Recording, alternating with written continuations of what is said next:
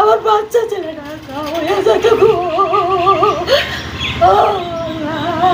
তৃণমূলের সঙ্গে কংগ্রেস কর্মীদের বোমাবাজি রানীনগরে, আহত 2 তৃণমূল কর্মী, উদ্ধার 3 বালতি তাজা সকেট বোমা। ঘটনাটি মুর্শিদাবাদের রানীনগর থানার ডেপুটিপাড়া এলাকায়। তৃণমূল ও কংগ্রেসের কর্মীদের মধ্যে বোমাবাজিতে গুরুতর আহত হয় 2 তৃণমূল কর্মী। আহত তৃণমূল কর্মীদের উদ্ধার করে নিয়ে আসে গোধনপাড়া গ্রামীণ হাসপাতালে। অবস্থার অবনতি হওয়ায় মুর্শিদাবাদ মেডিকেল কলেজ হাসপাতালে স্থানান্তরিত করা হয়। এদের মধ্যে একজনের অবস্থা আশঙ্কাজনক বলে জানা যাচ্ছে। ভোট মিটে গেলেও এখনও অশান্ত মুর্শিদাবাদের রানীনগর। বোমাবাজির পরে ডেপুটিপাড়া এলাকার বিভিন্ন জায়গা থেকে 3 বালতি তাজা সকেট বোমা উদ্ধার করল রানীনগর থানার পুলিশ। বোমাবাজি নিয়ে তৃণমূল এবং কংগ্রেস একে অপরের বিরুদ্ধে অভিযোগ তুলেছেন। আমার ভাগ্নে মমিন ও যাচ্ছিল রাস্তা দিয়ে, ওই পাড়াতে বাড়ি যাচ্ছিল, আর ওই জোট পার্টির একটা ছেলে আনিকুল, ও আমার ভাগ্নেকে ধরে মানে ভয় দেখাচ্ছিল, হামকে ধমকে দিচ্ছিল। তারপর মানে কেউ একটা গিয়েছে মানে বলতে গিয়েছে, তো ওরা বম টম নিয়ে রেডি হয়েছিল রাস্তার কোলে ধরেন, তখন ওরাই প্রথমে শুরু করে দিয়েছে মারাটা। ওই জোট পার্টির ওরাই মারা শুরু করে দিয়েছে, বুঝতে পারলেন তো। তারপর মানে আমাদের টিএমসির কয়েকজন গিয়েছিল, ওরা তো অতটা মারতে পারেনি, কিন্তু ওদের বাড়িতে যে বমগুলো পড়েছে সব কটা বম কিন্তু ওরাই মেরেছে, মেরে মিথ্যা অপবাদ দিচ্ছে টিএমসির নামে। আমার নাম সোনালী খাতুন। আমি বাড়ির সামনে আপনার বিরাজ করছিলাম, ওই মুহূর্তে হরিবুল্লাহ হচ্ছিল। আমি আমার বাচ্চাটা তো ছিল সব, আমি বাড়ির ভিতরে ঢুকেছিলাম।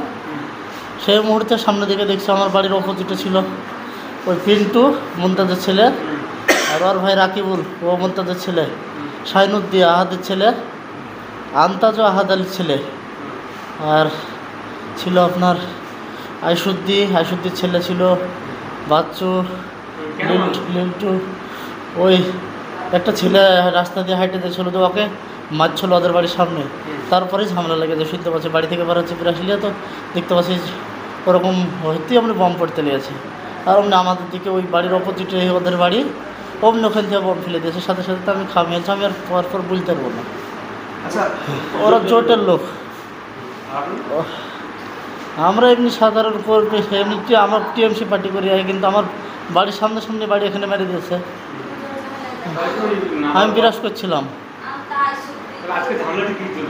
ঝামেলাটা একটা ছেলে, টিএমসির একটা ছেলে ওদের বাড়ির সামনে দিয়ে যাচ্ছিল, অমনি তাকে মারতে লাগে।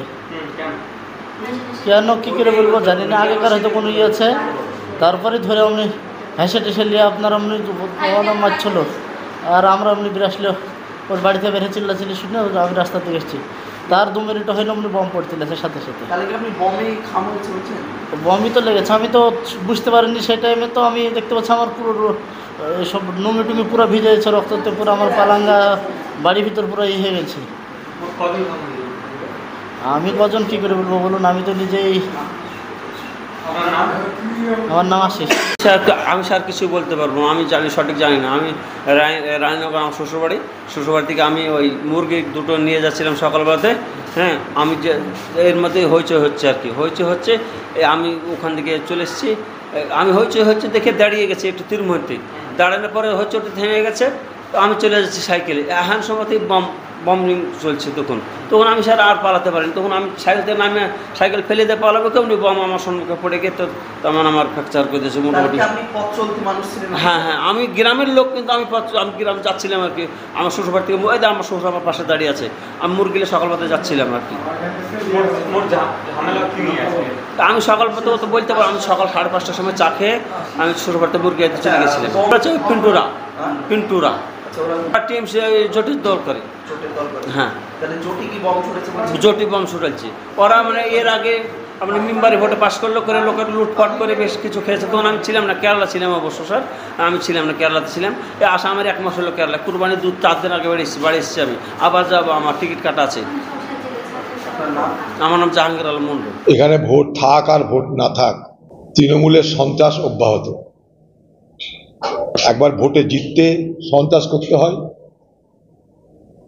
আরেকবার ভোটে হারানোর পর সন্ত্রাস করতে হয়।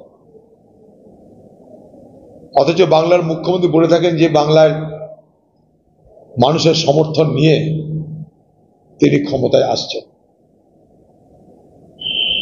তাই যদি হয়, বাংলার মানুষের স্বতঃস্ফূর্ত সমর্থন পেয়ে যদি আপনি জয় হাসিল করেন, তাহলে এত বোমাবাজির কেন প্রয়োজন হয়, এত আক্রমণের কেন প্রয়োজন হয়, এত সন্ত্রাসের কেন প্রয়োজন হয়, এই প্রশ্নটা আমাকে বারবার তাড়া করে বেড়ায়।